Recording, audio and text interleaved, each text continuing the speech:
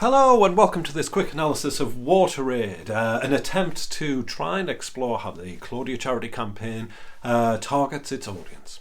Analysis will reference the socioeconomic, life cycle and psychographic audience categorization systems.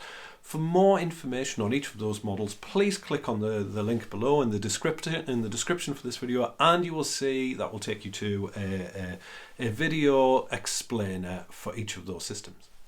In terms of socioeconomics, I would argue that this advert clearly targets an ABC1 demographic. The Radio 4-like weather announcement at the start of the clip creates instant relatability for middle-class viewers. The green gone beyond further constructing a stereotypical suburban world that middle-class audiences would be highly familiar with. This opener, to me, clearly signals to those viewers at home that this is an advert aimed at them. The advert's depiction of a rain-soaked England, juxtaposed with the dry savannah of Claudia's world, further prompts a fairly unusual, for charity adverts at least, us versus them comparison. A call for the audience to reflect on their world of plenty versus Claudia's need to walk miles to collect her water supply.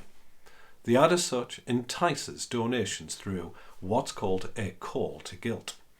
The choice of Claudia as the central protagonist also suggests that WaterAid were targeting an older demographic in this campaign.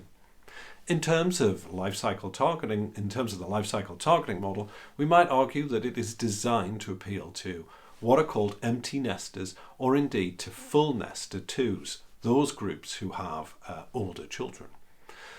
And because they have older children, they're more likely to connect with the plight of Claudia. The use of the anglicised Claudia as a name for the protagonist further cements a connection between the ad's central character and those middle-class older audiences watching at home. It helps mums and dads, grandmas and grandpas watching to feel that Claudia is just like one of their relatives.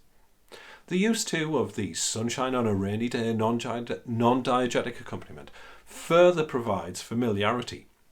Zoe Pollock's 1990s hit is repurposed here to create nostalgia for an older readership. The song undoubtedly is an upbeat earworm for those 40-plus viewers that the ad is intending to solicit donations from. Understanding the age and social class of audiences is hugely useful when designing media products, but as Young and Rubicam's psychographic model also tells us, knowing an audience's outlooks and values helps marketers to further refine their messaging.